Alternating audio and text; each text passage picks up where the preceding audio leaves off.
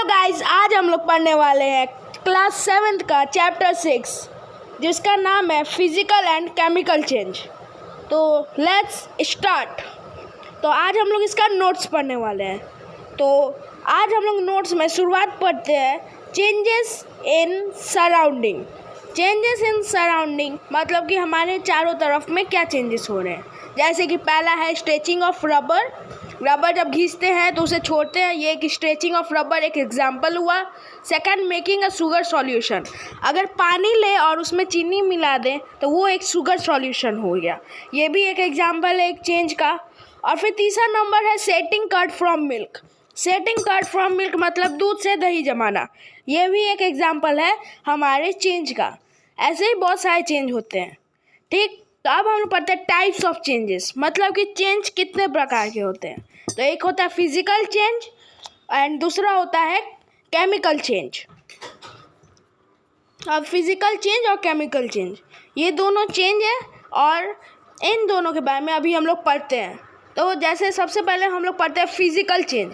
Physical change क्या है?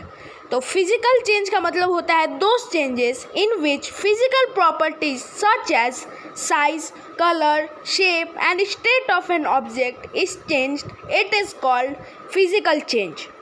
Physical change मतलब कि वो चेंज जिसका फिजिकल प्रॉपर्टीज, ठीक, फिजिकल प्रॉपर्टीज मतलब क्या होता है कि अगर कोई एक ऑब्जेक्ट है उसका साइज, कलर, शेप और स्टेट कोई ऑब्जेक्ट का अगर बदलता है या फिर फिजिकल प्रॉपर्टीज़ कोई एक ऑब्जेक्ट का बदलता है तो हम उसे कहते हैं फिजिकल चेंज। ठीक, यहाँ पर जैसे लिखा है when physical properties of an object is change it is called physical change. Okay, तो मतलब कि ये चेंज जिसमें फिजिकल प्रॉपर्टीज चेंज हो तो उसे हम कहते हैं फिजिकल चेंज। इसका एग्जाम्पल भी देख लेते हैं। पहला एग्जाम्पल होता है वाटर। वाटर का हम लोग टेम्परेचर लो किया तो वो आइस बन गया। फिर आइस का टेम्परेचर बढ़ा दिया तो वो गैस बन गया। थोड़ा सा बढ़ाएंगे तो वो वापस में वाटर बन जाएगा। फिर और ज़्यादा बढ़ा देंगे तो वो एक गैस में बन जाएगा। ठीक, फिर गैस को फ्रीज करने से, गैस का टेम्परेचर लो करने से फिर हमें वाटर मिल जाएगा। तो इससे हमें पता चलता है हमने शुरुआत की थी वाटर से और ये एंड भी हुआ वाटर से। मतलब कि वाटर हमने पहले लिया था और एंड में हमें क्या मिला? वाटर। इसे हम फिजिकल चेंज कहेंगे। अगर हम वाटर को हम लोग कुछ भी चेंज करते, अगर हमें वाटर नहीं मिलता तो वो केमिकल चेंज हो जाता। आगे बढ़ते हैं। They are also called reversible change mostly. इन्हें रिवर्सिबल चेंज कहते हैं ज़्यादा की, क्योंकि हर बार ये पॉसिबल नहीं है इसे रिवर्सिबल चेंज करना। इसका भी एग्जाम्पल देख लेते हैं, मेल्टिंग ऑफ वैक्स। अभी हमने जैसे पढ़ा वाटर को टेम्परेचर लो किया तो आइस हुआ, आइस का टेम्परेचर फिर और बहुत ज़्यादा घटा दिया तो गैस हुआ, गैस का टेम्परेचर लो कर दिया तो वाटर हुआ। वैसे ही वैक्स का टेम्परेचर बढ़ा दिया तो वैक्स मेल्टेड हो गया। अब मेल्टेड वैक्स का टेम्परेचर घटा दिया तो हमारे पास मिल गया वैक्स। अच्छा, स्ट्रेचिंग ऑफ रबर, हमने रबर एक खींचा फिर उसे छोड़ दिया तो हमें वापस से एक नॉर्मल रबर मिल गया। तो ये होता है फिजिकल चेंज। और एक और बात, जब भी कोई फिजिकल चेंज होता है किसी ऑब्जेक्ट का तो उसमें कोई नया सब्सटेंस नहीं बनता। आगे बढ़ते हैं केमिकल चेंज। अब केमिकल चेंज क्या होता है? बहुत सिंपल भाषा में समझे तो विच वन और when one or more than one substance are formed through change it is called chemical change। अर्थात जब किसी एक या एक से ज़्यादा सब्सटेंस किसी चेंज के द्वारा बनते हैं उसे हम केमिकल चेंज कहते हैं। जैसे कि एग्जांपल देख लेते हैं हम लोग, सेटिंग ऑफ कर्ड। अच्छा, चला एक बात बताना, दही जब जमता है तो हम क्या दही को वापस, दही दूध से जमता है, क्या हम दही को वापस दूध बना सकते हैं? सावरिंग ऑफ मिल्क, जब दूध फट जाता है, हमारे घरों में अक्सर दूध फट जाता होगा गलती से, तो क्या वो जब दूध फट जाता है तो उसे हम वापस दूध बना सकते हैं? डाइजेशन ऑफ फूड, अगर कोई फूड हमारा डाइजेस्ट हो गया हमारे बॉडी में तो क्या हम उसे वापस से उस नॉर्मल फूड में बना सकते हैं? बिल्कुल पॉसिबल नहीं। और राइपनिंग ऑफ फ्रूट, अगर कोई आम, जैसे कोई एक आम है, अगर वो पक गया तो क्या हम उसे वापस से कच्चे फॉर्म में ला सकते हैं? ऐसा बिल्कुल भी नहीं हो सकता।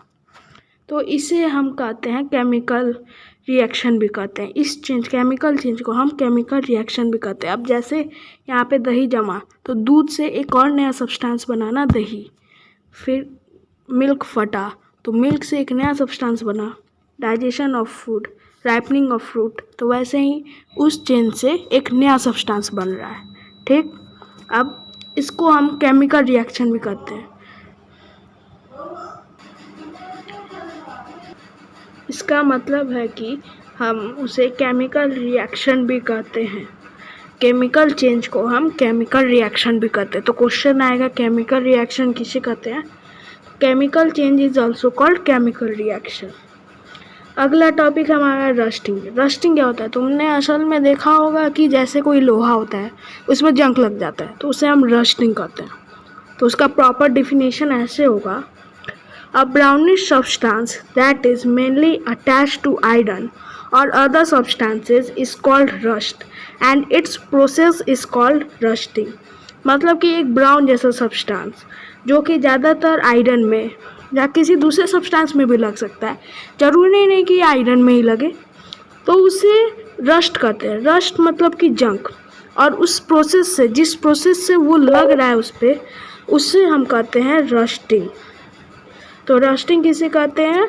अ brownish substance that is mainly attached to iron और other substance is called rust and its process is called rusting.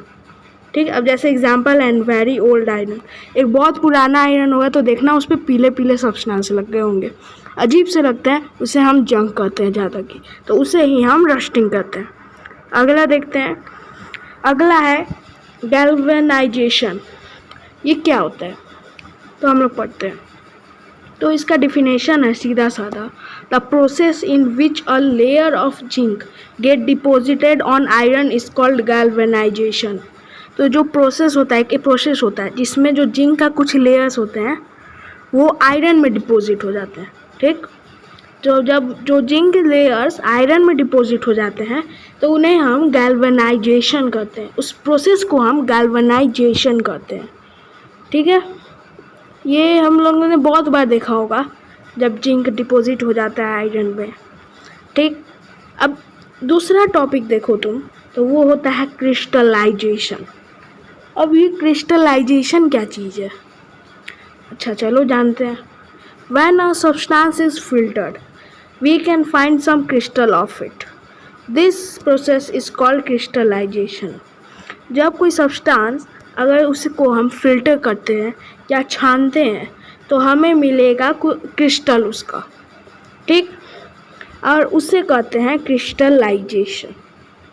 ठीक, इतना याद कर लेना। क्रिस्टलाइजेशन का हम लोग बहुत जगह यूज़ करते हैं। यहाँ पर क्रिस्टलाइजेशन का अर्थ यहाँ पे है, पर हम लोग क्रिस्टलाइजेशन का अर्थ यहाँ पे भी यूज़ करते हैं। ये प्रोसेस जब हमें कोई एकदम प्योर चीज़ निकालनी होती है, जिसमें प्योर और बुरा चीज़ मिला रहता है, कोई ख़राब चीज़, तो उसमें से प्योर चीज़ निकालने के लिए हम क्रिस्टलाइजेशन प्रोसेस का भी इस्तेमाल करते हैं। तो इतने, अगर तुम इतने डिफिनेशन जितने मैंने अभी तक कराए वो तुम याद कर लेते हो तो तुम्हारे चैप्टर के पूरे नोट्स लगभग में कंप्लीट हो जाएंगे। तो सॉल्यूशन जल्दी आ जाएगा इस चैप्टर का। नोट्स इतने ही थे। थैंक यू एंड तक देखने के लिए। चैनल को सब्सक्राइब कर लेना, लाइक कर लेना। ब्रेन लॉजिकल्स को सब्सक्राइब, चैनल को लाइक करना, और हाँ, मिनी फैक्ट पढ़ना मत भूलना। तुम चाहो तो इस मिनी फैक्ट की स्क्रीनशॉट भी ले सकते हो, मैं अगले पार्ट में इसका मतलब समझाऊंगा। So thank you for waiting till and for this subscribing, likes, intro. Thank